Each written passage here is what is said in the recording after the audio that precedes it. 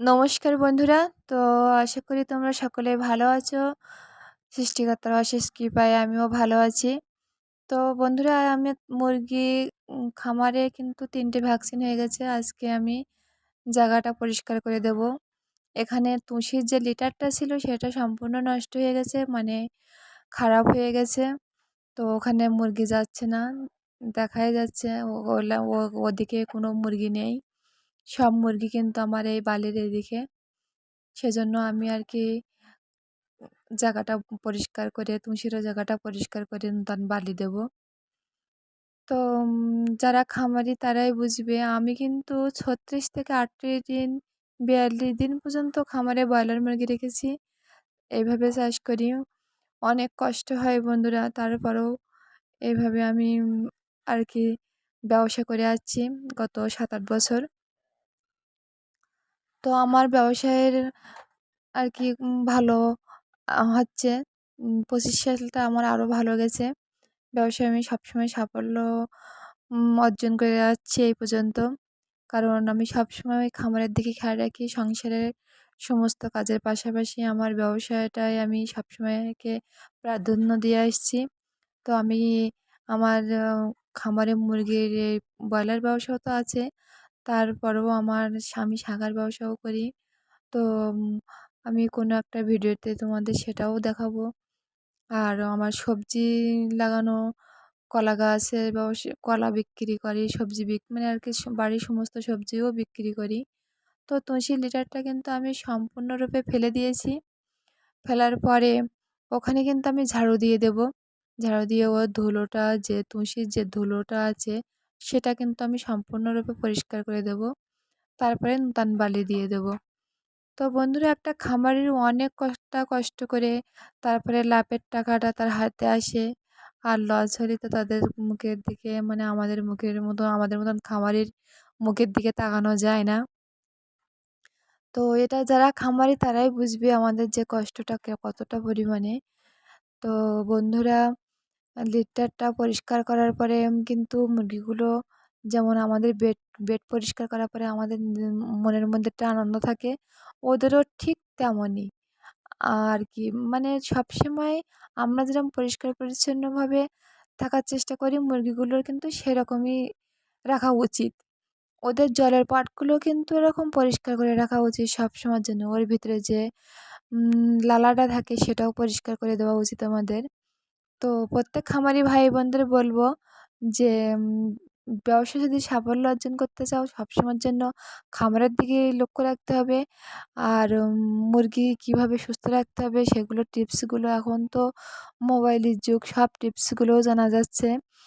তো আমি কিন্তু তুষের জায়গাটা সম্পূর্ণরূপে পরিষ্কার করেছি। আর এখানে বালির ওপরে শুধু পায়খানাটা আমি ঝাড়ু দিয়ে নেব।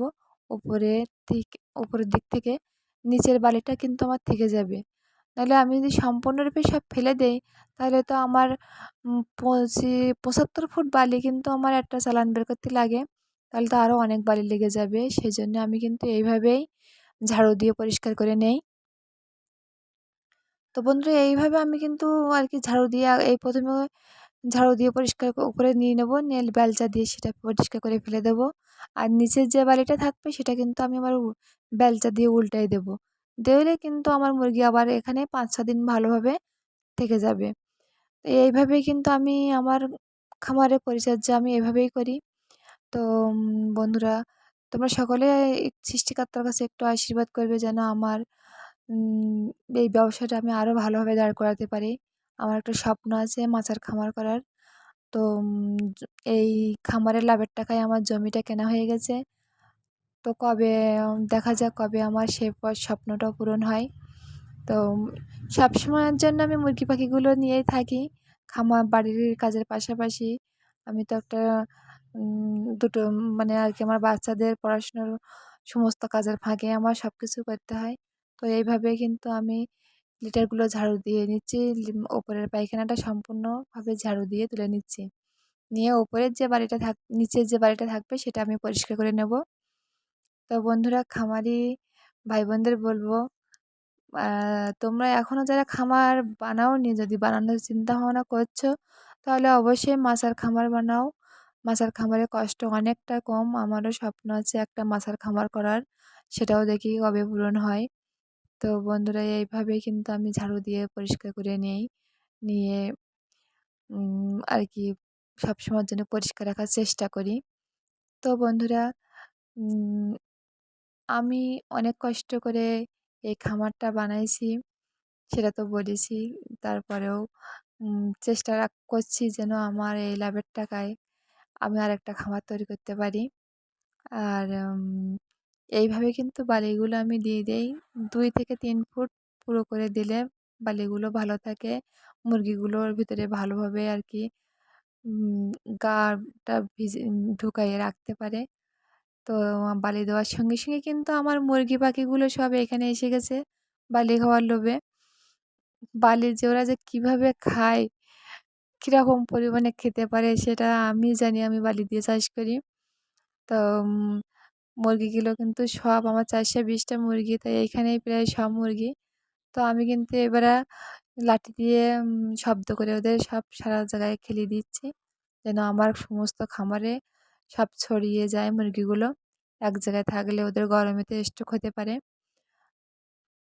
তো বন্ধুরা তোমরা সকলে ভালো থেকো আর নিজের খামারের দিকে সবসময় খেয়াল রাখলে সাফল্য অবশ্যই আসবে।